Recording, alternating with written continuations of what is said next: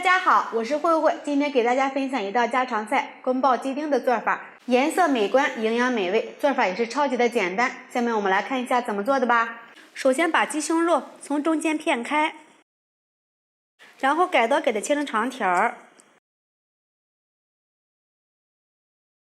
再给它切成小丁，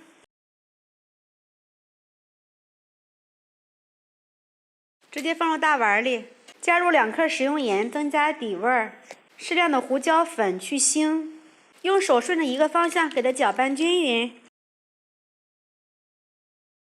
抓至均匀，放入适量的玉米淀粉锁住水分，放入适量的老抽上一下底色，再来点食用油，这样子在炒的时候不容易粘锅。搅匀之后先放一边备用。准备小拇指粗的蒜苗，给它切成段儿，放入盘里备用。青红椒各准备1个，先切成长条，改刀切成小方块，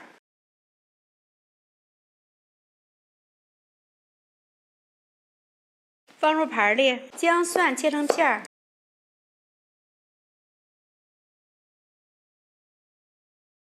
准备1把花生，放入清水里给它清洗一下，清洗干净，控水捞出。准备1些干辣椒，剪成小段儿。再准备1小把的花椒，放入2勺米醋、2勺白糖、3克的食用盐，放入4克的老抽、2勺清水，来一点水淀粉，充分的搅拌均匀。所有的食材就准备好了。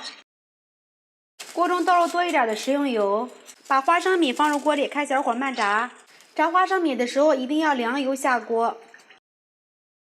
花生米炸熟，倒出。锅中再倒入食用油，烧至3成热，把鸡胸肉下入锅里，用筷子给它搅散。滑散后，倒入蒜苗、青红椒，再给它炸个6、7秒钟，这样子它们的成熟度会一致。控油捞出，另起锅倒入适量的油，放入干辣椒、花椒、姜、蒜，小火炒出香味儿。炒香之后倒入肉丁，继续翻炒，让肉丁充分的吸收辣椒和花椒的香味儿。倒入调好的料汁儿，先不要着急翻动，给它晃动锅。等料汁变得粘稠，再给它翻动一下。出锅前倒入炸好的花生米，搅匀后就可以出锅啦。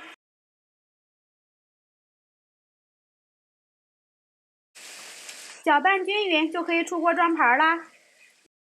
装盘，非常受人欢迎的宫保鸡丁就做好了。这样子做，色香味俱全，非常的营养又好吃。喜欢的朋友们就试一下吧。喜欢慧慧的视频，记得点击关注、转发，拜拜。